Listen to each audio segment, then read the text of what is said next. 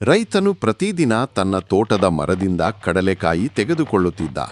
ಒಂದು ದಿನ ಅವನಿಗೆ ಯಾರೋ ಹೊಂಚು ಹಾಕಿ ಕಾಯಿಗಳನ್ನು ತೆಗೆದುಕೊಳ್ಳುತ್ತಿದ್ದಾರೆ ಎಂಬ ಅನುಮಾನ ಬಂತು. ಅವನು ಜೋಪಡಿಯಲ್ಲಿ ಅಡಗಿ ಕಾದು ನೋಡಿದಾಗ ಒಂದು ಅಳಿಲು ಪ್ರತಿದಿನ ಕಾಯಿಗಳನ್ನು ತೆಗೆದುಕೊಂಡು ಹೋಗುತ್ತಿರುವುದು ಕಂಡಿತು. ರೈತನು ಆ ಅಳಿಲನ್ನು ಹಿಂಬಾಲಿಸಿದಾಗ ಅದು ತನ್ನ ಗೂಡಿನಲ್ಲಿ ಕಾಯಿಗಳನ್ನು ಸಂಗ್ರಹಿಸುತ್ತಿರುವುದನ್ನು ಕಂಡ. ರೈತನಿಗೆ ಅಳಿಲು ತನ್ನ ಮಕ್ಕಳಿಗಾಗಿ ಆಹಾರವನ್ನು ತಯಾರಿಸುತ್ತಿದೆ ಎಂಬುದು ಗೊತ್ತಾಯಿತು. ಸ್ವಲ್ಪ ದಿನಗಳ ಬಳಿಕ ಭಾರೀ ಮಳೆ ಸುರಿಯಿತು. ಅಳಿಲಿನ ಗೂಡು ನೀರಿನಲ್ಲಿ ಕೊಚ್ಚಿಹೋಯಿತು. ತಕ್ಷಣ ರೈತನು ಅಳಿಲನ್ನು ತನ್ನ ಮನೆಯಲ್ಲಿ ಕಾಪಾಡಿಕೊಂಡ. ಕೆಲ ದಿನಗಳ ನಂತರ ಅಳಿಲು ಕಂದಮ್ಮಗಳನ್ನು ಹೆತ್ತುಕೊಂಡಿತು. ಅದನ್ನು ನೋಡಿ ರೈತನ ಕಣ್ಣು ತುಂಬಿ ಬಂತು. ಅವನು ಸಂತೋಷದಿಂದ ನಗುತ್ತಿದ್ದ.